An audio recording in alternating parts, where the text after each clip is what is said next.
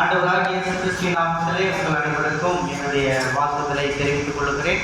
இந்த நாளிலும் கூட நாம் 3 விதமான ஊழியங்களை குறித்து நாம் ஆல்ரெடி நம்ம ஒவ்வொரு வாரமும் தியானித்து விட்டோம்.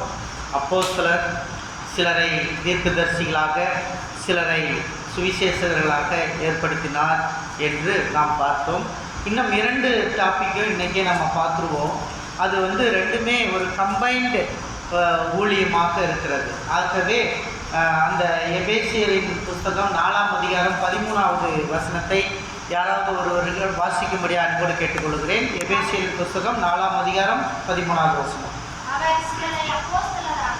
அவர் சிலரை அப்போஸ்தலராகவும்,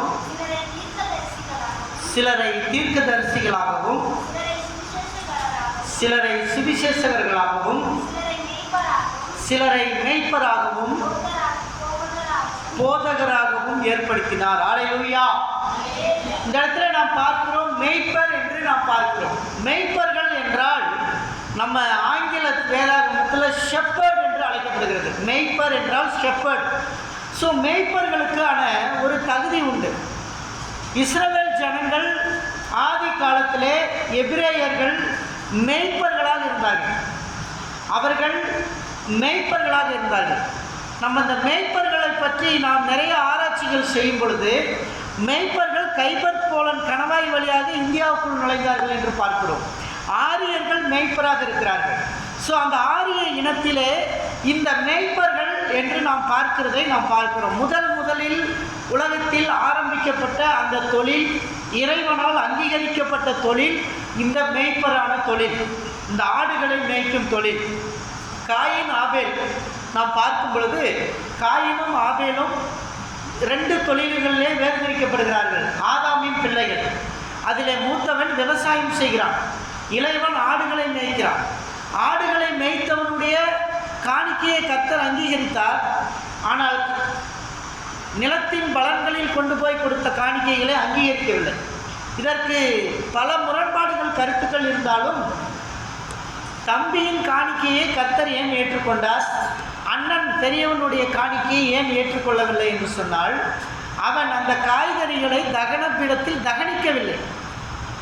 அவன் காய்கறிகளை தகனிக்க வேண்டும், சர்வாங்க தகன பலியாக அதை தகனிக்க வேண்டும். காயின் அதை தகனிக்கவில்லை, அதனால் அவனுடைய காணிக்கையை ஏற்றுக்கொள்ளவில்லை. ஆனால் ஆபேல் பலியிட்டு அதை தகனித்தபடினாலே அவனுடைய காணிக்கை ஏற்றுக்கொள்ளப்பட்டது என்று வேதத்திலே நாம் பார்க்கிறோம். இப்பொழுது இந்த மேய்ப்பர்கள் என்று நாம் பார்க்கும் பொழுது ஒரு சபை இருக்கிறது என்று சொன்னால் அந்த சபையினுடைய பாஸ்டர் மேய்ப்பராக இருக்கிறார்.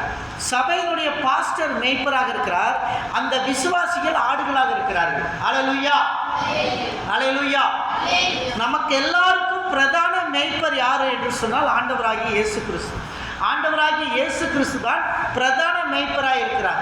நமக்கு எல்லாருக்கும் மேய்ப்பர். இன்னைக்கு நம்ம வேத பாடத்தில் வாசித்த யோவான் 10ஆம் அதிகாரம் 1வது வசனத்தில் இயேசு சொல்கிறார், நானே மெய்யான மேய்ப்பன், என் வாசல் வழியாய் பிரவேசிக்காமல் வேறு வழியாய் பிரவேசிக்கிறவன் கள்ளனும் கொள்ளைக்காரனுமாய் இருக்கிறான். அப்போ அந்த வாசல் யார் என்றால் இயேசு கிறிஸ்து தான் அந்த வாசல். அல்லேலூயா. இயேசு கிறிஸ்து தான் அந்த வாசல். அந்த வாசலை பிடிக்கிறவன் தான் பரலோக ராஜ்யத்தை அடைய முடியும் என்று இந்த வசனத்திலே சொல்லுகிறது. மேய்ப்பர்கள் என்பவர்கள் சபைகளை நிர்வகிக்கக்கூடியவர்கள், சபைகளை பொறுப்பாக இருக்கக்கூடியவர்கள், விசுவாசிகளை நடத்தக்கூடியவர்கள் மேய்ப்பர்கள். இந்த மேய்ப்பர்கள் கிஃப்ட் உள்ளவங்க சபையிலே நிறைய ஆத்துமாக்களை வைத்திருப்பார்கள். அவர்களுக்கு மேய்ப்பர் கிஃப்ட் இருக்கும். இன்றைக்கி எல்லாரும் ஊழியக்காரர்களாக இருக்கிறோம், ஆனால் எல்லாருமே மேய்ப்பர்கள் ஆக முடியாது. அந்த மேய்ப்பர்கள் கிஃப்ட் இருக்கிறவங்க தான் அந்த மேய்ப்பர் ஊழியத்தை செய்ய முடியும். எரேமியா 31:10 வாசிங்க. எரேமியா 31:10.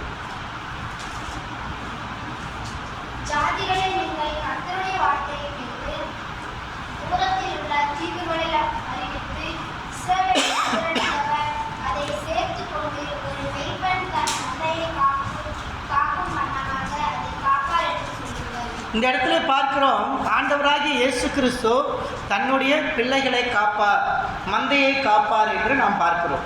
அப்போ நம்மை பாதுகாக்கிறவர் யார்? நம்முடைய மேய்ப்பன் நம்மை பாதுகாத்து வருகிறார்.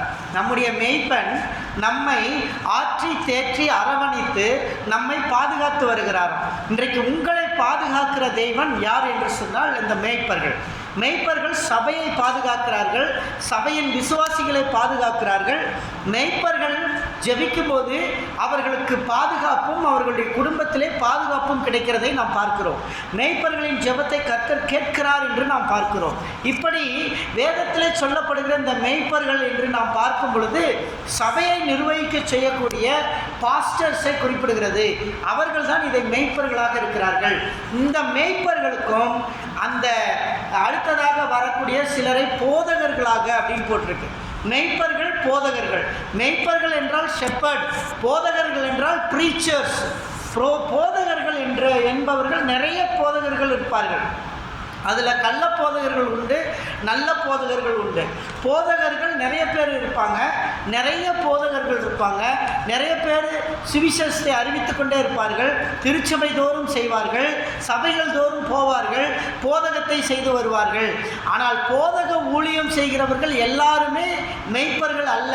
மெய்ப்பர்களுக்கு சபை இருக்கும், அந்த சபையை நிர்வகிக்கக்கூடியவர்களாக இருப்பார்கள், சபையில் இருக்கும் விசுவாசிகளை கண்காணிக்கிறவர்களாக இருப்பார்கள். அவர்கள் தான் மேய்ப்பர்கள். ஆனால் போதகர்கள் என்பவர்கள் நிறைய பேர் இருப்பார்கள். கிறிஸ்துவத்தில் நிறைய போதகர்கள் உண்டு. ஒவ்வொரு போதகர்களும் விசேஷமாய் சில காரியங்களை பேசுவார்கள். அவர்களுக்கு ப்ரீச்சர் என்று பெயர் அல்லது டீச்சர் என்று பெயர். டீச்சர் என்று அழைக்கிறோம். நம்ம இன்னைக்கு நம்ம பள்ளியில் பார்க்குற டீச்சர் அவங்க பாடத்தை படித்து அந்தந்த சப்ஜெக்ட், மேக்ஸ்னா மேக்ஸுக்கு ஒரு டீச்சர், இங்கிலீஷ்னா இங்கிலீஷ்க்கு ஒரு டீச்சர், தமிழுக்குன்னா தமிழுக்கு ஒரு டீச்சர், இப்படி ஒவ்வொன்றுக்கும் ஒவ்வொரு டீச்சர்ஸ் வருவாங்க. அந்த டீச்சர்ஸ் என்ன செய்வாங்கன்னா அந்த சப்ஜெக்டில் அவங்க திறமையானவர்களாக இருப்பாங்க. ஆனால் இந்த டீச்சர்ஸ் யாருன்னா இந்த ப்ரீச்சர்ஸு பைபிளில் திறமையாக போதிக்கக்கூடியவர்களாக இருப்பாங்க. திறமையாக போதிக்கக்கூடியவர்கள் அந்த பைபிள் வசனங்களை எடுத்து சரியான நேரத்தில் சரியான இடத்துல போதிக்கக்கூடியவர்களாக இருப்பாங்க. அவங்களுக்கு பேர் தான் டீச்சர்ஸ்னு பேர். அவங்க எந்த சப்ஜெக்டை அவங்கக்கிட்ட எந்த நேரம் கொடுத்தாலும் பேசுவாங்க. அவங்க ஒரு மெடிடேஷன் பண்ண தேவையில்ல, அது ஒரு கிஃப்ட் இருக்கிறவங்க.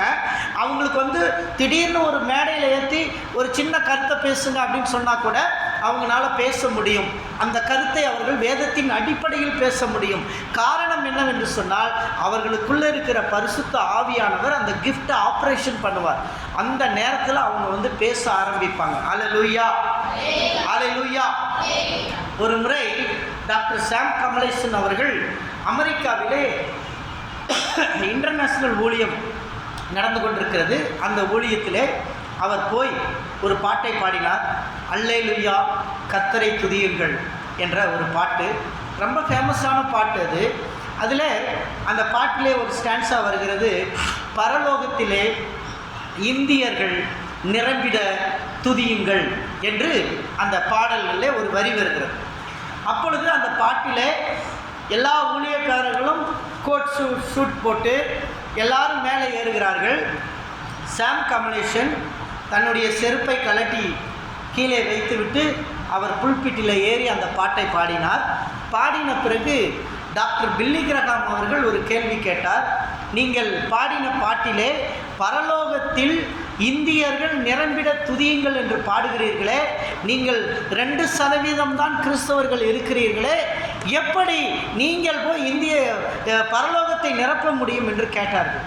அதற்கு அவர் சொன்னார், நாங்கள் உலகத்தில் உள்ள எல்லா மக்களும் நிறைந்திருக்கும் பொழுது எங்கெங்கே கேப் இருக்கிறதோ அந்த கேப்பில் நாங்கள் இந்தியர்கள் நிரம்புவோம் என்று சொன்னார். அல்லேலூயா, அல்லேலூயா.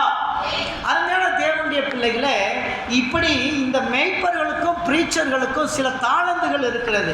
பாருங்க, ஜான் ரைஸ் அப்படின்றவர் என்ன சொல்றாரு, மக்கள் தங்கள் கோட்பாட்டில் தவறாக செல்வதற்கு முன்பு அவர்கள் தவறான ஐக்கியத்தில் தங்களை தொடர்புபடுத்தி கொள்ளுகிறார்கள். ஒரு மனிதன் பாவத்தின் கோட்பாடுக்குள்ளே செல்லும் பொழுது அவன் தவறான ஐக்கியத்துக்குள்ளே போகிறான். இன்றைக்கு இருக்கிற பிள்ளைகளை பார்க்கிறோம், வாலிப வயதிலே பார்க்கிறோம், தவறான பழக்க வழக்கங்கள் அவர்களுக்குள்ள வரும். 16 வயசுல காதல் வரும், லவ் லெட்டர் வரும், ஃபோன் காலிங் வரும். இந்த மாதிரி சின்ன சின்ன வயசில் இதெல்லாம் வரும். அதுக்கு காரணம் என்னன்னு சொல்லி ஜான் ரைஸ் சொல்கிறாருன்னா, ஜான் ரைஸ் என்ன சொல்கிறாருன்னா, தவறான ஃப்ரெண்ட்ஷிப், தவறான ஐக்கியத்தில் தங்களை தொடர்புபடுத்திக் கொள்கிறார்கள். தவறான ஃப்ரெண்ட்ஷிப்புக்குள்ளே வரும் பொழுது அந்த ஃப்ரெண்ட்ஸுகள் எல்லாம் சேர்ந்து ஒரு பிள்ளையை கெடுத்து விடுகிறார்கள், ஒரு பிள்ளையை தவறான வழிகளுக்குள் கொண்டு செல்கிறார்கள், தவறான பாதைகளுக்குள் கொண்டு செல்கிறார்கள் என்று ஜான் ரைஸ் சொல்கிறார். ஜான் ரைஸ் சொல்கிறார். ஆகவே இப்படிப்பட்ட இந்த மாதிரி ப்ரீச்சர்களுக்கெல்லாம் விசேஷ கிஃப்ட் இருக்கு. இந்த ஆப்ரேஷன் அது வந்து பயங்கரமான கிஃப்ட் இருக்கு. ஜான் கால்வின் சொல்லிட்டு நமக்கெல்லாம் தெரியும், பெண்டிகாஸ்டை தோற்றுவித்ததற்கு ஒரு காரணராக இருந்தவர் ஜான் கால்வின். அவர் சொல்கிறார், இறைவன் யாரை ஏற்றுக்கொண்டு தகுதிப்படுத்துகிறாரோ அவர்கள் கடினமான பாடுகளை நிறைந்த வாழ்க்கைக்கு தங்களை தயார்படுத்திக் கொள்கிறார்கள். அல்லேலூயா. கர்த்தர் யாரை தெரிந்தெடுத்து ஊழியத்திற்கு அழைக்கிறாரோ அழைத்தவர்கள் தங்களுக்கு கடினமான ஒரு பாதை வரும், அதை நாங்கள் சந்திப்போம் என்று அதை எடுத்துக்கொள்கிறார்கள். இதுதான் தேவ ஊழியத்தினுடைய அழைப்பு, மேய்ப்பர்களுடைய அழைப்பு அப்படிப்பட்டது. அல்லேலூயா. மேய்ப்பர்கள் அவ்வளவு பாடுகள் நிறைந்த ஒரு அழைப்பில் அழைக்கப்பட்டவர்கள். பாடுகள் நிறைந்து சபையை நடத்துவார்கள். பாடுகளோடு காணிக்கை இல்லைனாலும் சபையை நடத்துவார்கள், சம்பளம் இல்லைனாலும் சபையை நடத்துவார்கள். அவர்கள்தான் மேய்ப்பர்கள். அவர்களுக்கு ஆண்டவர் தான் படியளந்து கொண்டு இருப்பார். அவர்களுடைய வீட்டிலே அவர்களுடைய பிள்ளைகளுக்கு ஆண்டவர் தான் படியளந்து கொண்டு இருப்பார். கர்த்தரால் அழைக்கப்பட்ட ஊழியர்கள் என்றைக்கும் அவர்களுடைய குடும்பத்திற்காக கவலைப்பட்டதில்லை. நான் இதை குறித்து தியானித்து கொண்டிருக்கும் பொழுது பல வருஷத்துக்கு முன்னாடி எங்கள் கண்ணன் ஆசிரியர் ஐயா இருந்த காலத்தில், அவர் இருந்த காலத்தில் காந்தாக்கா என்கிட்ட ஒரு கேள்வி கேட்டார். பல வருஷத்துக்கு முன்னாடி அக்கா ஒரு கேள்வி கேட்டாங்க. அது அக்காவுக்கு ஞாபகம் இருக்க தெரியாது. அவங்க வீட்டில் அந்த சைடில் ஒரு ஓலை போட்டிருப்பாங்க. அந்த இடத்துல அங்கே தான் உட்காருவாங்க சார் எல்லாருமே. அப்படி உட்காரும்போது நானும் போய் உட்கார்ந்துருக்கும்போது அக்கா வந்து படிக்கட்டு நின்று ஒரு கேள்வி கேட்டாங்க. உங்கள் எதிர்காலத்தில் உங்கள் குடும்பத்துக்கு, உங்களுக்கு பிள்ளை பிறந்தா பிள்ளைகளுக்கு, இதுக்கெல்லாம் சாப்பாட்டுக்கெல்லாம் என்ன பண்ணுவீங்கன்னு கேட்டாங்க. உண்மையில் அவர்கள் கேட்டது இத்தனை ஆண்டுகளுக்கு பிறகு எனக்கு ஞாபகம் வருகிறது. காலையிலே நான் இதை யோசித்து கொண்டிருந்தேன். காலையிலே அக்கா ஒரு காலத்தில் இப்படி கேட்டாங்க. ஆனால் இன்னைக்கு வரைக்கும் கடவுள் தானே என்ன நடத்திக்கிட்டு இருக்காரு. அல்லேலூயா, அல்லேலூயா. இன்னைக்கு வரைக்கும் என்னுடைய தேவையாக இருக்கட்டும், என்னுடைய பிள்ளைகளுடைய தேவைகளாக இருக்கட்டும், அந்த ஆண்டவர் அல்லவா நடத்தி கொண்டிருக்கிறார். அல்லேலூயா, அல்லேலூயா. இது கர்த்தர் நடத்துகிற ஊழியம். அந்த மேய்ப்பர் ஊழியம் என்பது சாதாரணமானது அல்ல. அது வந்து கர்த்தரால் நடத்தப்படுகிற ஊழியம். அவர்களுக்குள்ள ப்ரீச்சிங் கிஃப்ட், டீச்சிங் கிஃப்ட் செயல்படும். இந்த டீச்சிங் கிஃப்ட்டும் ப்ரீச்சிங் கிஃப்ட்டும் அவங்க ஒரு சிறந்த செயல்பாட்டாளராக மாறுவாங்க. நீதிமொழிகள் 31:26 படிங்க. நீதிமொழிகள் 31:26, 31:26.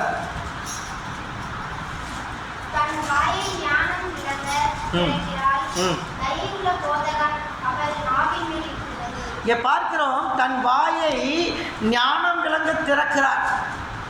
தயவுள்ள போதகம் அவள் வாயில் இருக்கிறது. போதகர் என்ற வார்த்தை இங்கே நீதிமொழிகளில் ஒரு போதகரை பற்றி சொல்லியிருக்கு. அந்த போதகர் வந்து பெண் போதகர். இது யாரை சொல்லுது? விமன் பாஸ்டரை சொல்லுது, விமன் ப்ரீச்சரை பற்றி சொல்லுது. 31:26 ஒரு பெண்ணை பற்றி சொல்லிக்கிட்டு இருக்கு. குணசாலியான ஸ்திரீயை கண்டுபிடிப்பவன் யார்? அவளுடைய விலை முத்துக்களை பார்க்கலும் உயர்ந்தது என்றெல்லாம் சொல்லிவிட்டு தயை உள்ள போதகம் அவள் வாயிலிருந்து வெளியே வரும். அல்லேலூயா. இன்னைக்கு பெண்கள் எல்லாம் கவனிச்சுக்க வேண்டிய விஷயம், நம்ம வாயிலிருந்து வருகின்ற போதகம் தயவுள்ளதாக இருக்க வேண்டும், தயவுள்ளதாக இருக்க வேண்டும். குடும்பத்திற்கு தயவுள்ள போதகம் வெளிவர வேண்டும், பிள்ளைகளுக்கு தயவுள்ள போதகம் வெளியே வர வேண்டும், தயவுள்ள வார்த்தைகள் வெளியே வர வேண்டும். இதை நாம் யோசிக்க வேண்டும். இது போதகர்களுக்கு தயவுள்ள வார்த்தை வெளியே வருமா? யோவான் 6:7 படியுங்கள். யோவான் 6:7, யோவான் 6ஆம் அதிகாரம் 7வது வசனம்.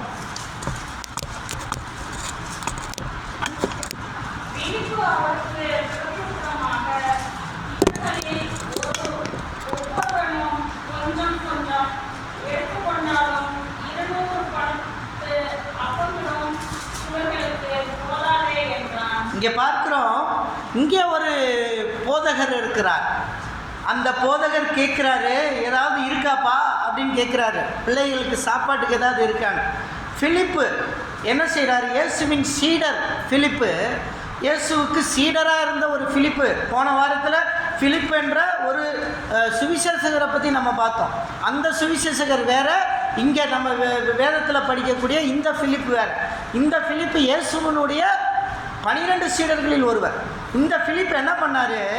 அந்த 5 அப்பம் 2 மீன் 5000 பேருக்கு அவர் உணவு அளிக்கிறதுக்கு முன்னாடி பிலிப்பு தான் அந்த உணவு இன்சார்ஜ். பிலிப்பு உடனே பதில் சொல்கிறாரு, 200 பணம் தான் நம்மக்கிட்ட இருக்குது. நம்முடைய டீமில் இருக்கிற பணம் வந்து 200 பணம். இந்த 200 பணத்தை வச்சு 5000 பேருக்கு உணவு கொடுக்க முடியாது அப்படின்றத அவர் ஃபேக்டாக சொல்கிறார். பிலிப்பு தன்னுடைய ஃபேக்டை சொல்கிறாரு.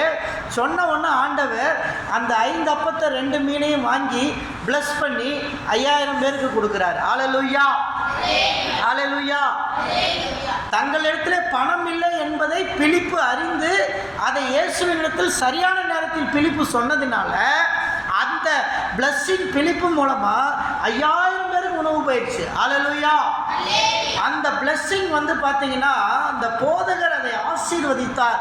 எல்லா ப்ரீச்சர்ஸுக்கும் ஒரு விசேஷ கிஃப்ட்டு, ஆசீர்வதிக்கிற கிஃப்ட் இருக்கும். குடும்பங்களை ஆசீர்வதிக்க, விசுவாசிகளை ஆசீர்வதிக்க இந்த போதகர்களும் மேய்ப்பர்களும் ஒரே ஒரு இதில் மிங்கிள் ஆன ஊழியங்கள். அவர்கள் ஆசீர்வதிக்கிறவர்கள் ஆசீர்வதிக்கப்பட்டிருப்பார்கள், அவர்கள் சபிக்கிறவர்களை கர்த்தர் சபிப்பார். 1 தெசலோனிக்கர் 2:23 வாசிங்க. 1 தெசலோனிக்கரின் புஸ்தகம் 2ஆம் அதிகாரம் 23வது வசனத்தை யாராவது ஒருவர் வாசியுங்கள்.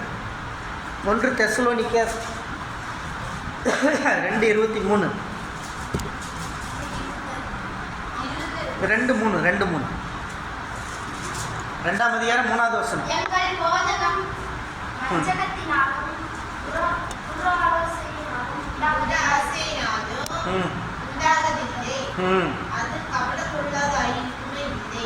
அல்லேலூயா.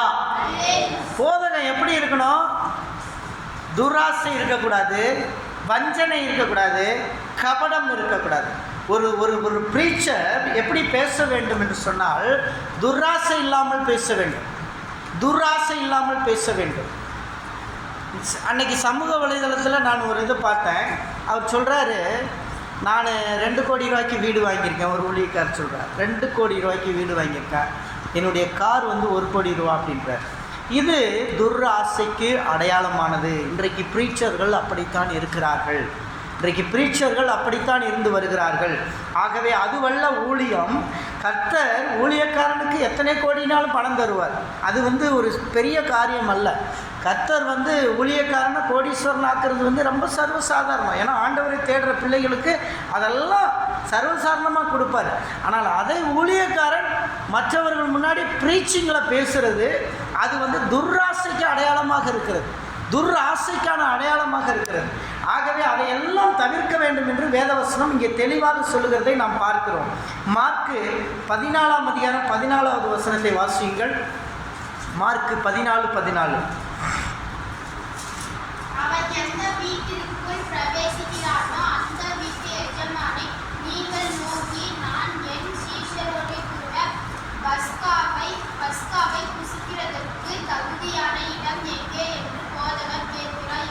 போதகர் கேட்கிறார். இங்கே பார்த்தீங்களா, ஒரு போதகரை பற்றி சொல்லுது. இது ஆண்டவராக இயேசுவை பற்றி சொல்லுது. இயேசு தன்னுடைய பஸ்காவை ஆயத்தம் பண்ணுவதற்கு முன்னாடி சீசர்களை அனுப்புகிறார். அனுப்பும் பொழுது அவர் என்ன சொல்லுகிறார்? நாங்கள் எந்த இடத்துக்கு போகிறோமோ அந்த இடத்துல நீ போய் கேளு, அந்த வீட்டில் அவங்ககிட்ட போய் என் போதகருக்கு கேன்னு சொல்லி கேளு, அவங்க கொடுத்துருவாங்கன்னு. அதே மாதிரியே போய் கேட்பாங்க, ஆண்டவருக்கு கொடுப்பாங்க. ஸோ இது ப்ரீச்சர்களுக்கு எல்லா இடத்துலையும் மகத்துவங்கள் இருக்கிறத நம்ம பார்க்குறோம், எல்லா இடத்துலையும் மரியாதைகள் இருக்கிறத பார்க்குறோம். ஆனால் அது பெருமைக்காக வந்து விடக்கூடாது, அது பெருமையின் அடையாளமாக வந்து விடக்கூடாது. அருமையான தேவனுடைய பிள்ளைகளை, மெய்ப்பர்கள், ப்ரீச்சர்கள், இந்த 2 பேருமே ஒரே இடத்துல சபையை நிர்வகிக்கக்கூடியவர்கள். நிறைய ப்ரீச்சர்ஸ் மெய்ப்பராக முடியாது, மெய்ப்பர்கள் நிறைய பேர் ப்ரீச்சர் ஆக முடியாது. 2மே சேர்ந்து 2 கிஃப்ட்டுமே மிங்கிள் ஆகி தான் மெய்ப்பர்களும் ப்ரீச்சர்களும் மோஸ்ட்லி 90% பேர் இருப்பாங்க. ஒரு சிலர் ப்ரீச்சராக மட்டும் இருப்பாங்க. அவங்க ஒவ்வொரு சபையாக இடமா போய் அவங்க ப்ரீச்சிங் பண்ணிட்டு வருவாங்க, அவங்களுக்கு சபை இருக்காது. ஆனால் மெய்ப்பர்களுக்கு நிச்சயமாய் சபை இருக்கும், சபையை நிர்வாகம் பண்ணுவாங்க. எனக்கு ஞாயிற்றுக்கிழமை எங்கே கூப்பிட்டாலும் நான் போகிறதில்ல. என்னை நிறையா ஊழியங்களில் ப்ரீச்சிங்காக கூப்பிட்றாங்க, நான் போகிறதில்ல. சண்டே கூப்பிடுவாங்க, நான் சொல்லுவேன் ஞாயிற்றுக்கிழமை வரமாட்டேன், என்னுடைய சபையை தவிர வேறு எங்கேயும் நான் பிரசங்கிக்க மாட்டேன், நீங்கள் மற்ற நாளில் கூப்பிடுங்க, நான் வேணா வரேன் அப்படின்னு சொல்லுவேன். ஏனென்றால் ஞாயிற்றுக்கிழமை என்பது அது தவறானதாயிடும். இன்னும் நிறைய பேர் என்ன செய்கிறார்கள் என்றால், என்னை கூட்டிகிட்டு போனால் ஊழியர்களுக்கு ஏதாவது ஹெல்ப் கிடைக்குமான்னு பார்க்குறாங்க. அப்போ நம்மளை கூட்டிகிட்டு போனால் அன்றைக்கி ஏதாவது ஊழியர்களுக்கு ஹெல்ப் பண்ணுவாங்களான்னு சொன்னால் அது நான் பார்க்கும்போதே தெரிஞ்சுக்குவேன். அப்படிப்பட்ட ஊழியத்துக்கு நம்ம போகக்கூடாது. நம்முடைய கையிலேருந்து உதவிகளை மட்டும் எதிர்பார்க்கக்கூடிய ஊழியங்களுக்கு போகக்கூடாதுன்னு நான் அந்த ப்ரீச்சிங்கை அவாய்ட் பண்ணிவிடுவேன். எனக்கு வேண்டாங்க, நான் வர்றதில்லை, எனக்கு டைம் இல்லை. உண்மையாக டைம் இல்லை, ஆனால் சொல்லிடுவேன் டைம் இல்லை, நான் அந்த ப்ரீச்சிங்க்கு வர்றதில்லை அப்படின்னு நான் சொல்லிடுவேன். ஏன்னா பிரசங்க தாளந்துகள் இருக்கலாம், அதை நம்ம தவறான வழிகளில் பயன்படுத்தி விடக்கூடாது. ப்ரீச்சிங்க்கு போனால் நல்ல காணிக்கை கிடைக்கும் அப்படின்றதுக்காக ஓடவும் கூடாது. காணிக்கை அவர்கள் தருவார்கள் அப்படின்னு சொல்லிட்டு நம்ம ஓடக்கூடாது. நிறைய பேர்கிட்ட பார்த்திங்கன்னா இன்றைக்கி நிறைய ப்ரீச்சர்ஸ்க்கு ஃபிக்ஸிங் ஒரு இதுக்கு வந்தால், ஒரு ப்ரீச்சிங்க்கு அவர் போயிட்டு வந்தால் அவருக்கு ஒரு ரேட் இருக்குது. நிறைய ஊழியக்காரங்க எனக்கு ஃபோன் பண்ணி கேட்பாங்க, ஐயா நீங்கள் ப்ரீச்சிங்க்கு வந்தீங்கன்னா உங்கள் ரேட் எவ்வளோன்னு கேட்பாங்க. எனக்கு ரேட்டே இல்லை, 0 அப்படின்வேன். ஹல்லேலூயா, ஹல்லேலூயா. எனக்கெல்லாம் ரேட் கிடையாது. நான் கடவுளுக்கு இலவசமாக ஊழியம் செய்வேன். நான் காணிக்கை கொடுத்தாலும் வாங்க மாட்டேன். அப்படி அந்த காணிக்கையை கொடுத்தாலும் அந்த சபைக்கே திருப்பி கொடுத்துட்டு வருவேன். காரணம் என்னன்னு சொன்னால், அதை நாம் எடுத்துக்கொள்வது நல்லதல்ல. கர்த்தருடைய ஊழியத்தை வைத்து வியாபாரம் பண்ணக்கூடாது. ஹல்லேலூயா. இன்னைக்கு நிறைய பேர் இந்த போதகர்கள், மெய்ப்பர்கள் என்று சொல்லுகிற நிறைய மெய்ப்பர்கள் அவர்கள் என்ன செய்கிறார்கள், சபையை மெய்ப்பதை விட்டுவிட்டு அநேக ஊழியங்களிலே சுற்றி திரிகிறவர்களாக இருக்கிறார்கள். அடுத்தது நிறைய போதகங்களை பண்ணிக்கொண்டு வருமானம் சம்பாதிக்கிறவர்களாக இருக்கிறார்கள். இப்படி இருக்கக்கூடாது என்று வேதவசனம் நமக்கு தெளிவாக சொல்லுகிறது. ஆகவே நம்முடைய தேவனுடைய பிள்ளைகள் இப்படிப்பட்ட ஊழியங்களை நாம் வேர்திரித்து கண்டுபிடித்து கர்த்தருக்கு உண்மையாக நாம் போதக சமத்தனாக நாம் எல்லாரும் போதகம் பண்ண வேண்டும். இயேசுவை குறித்து எல்லாருக்கும் சொல்ல வேண்டும். முதல் போதகம் நம்முடைய வீட்டில் தயவுள்ள போதகம் நம்ம வாயிலிருந்து வரணும். ஹல்லேலூயா, ஹல்லேலூயா.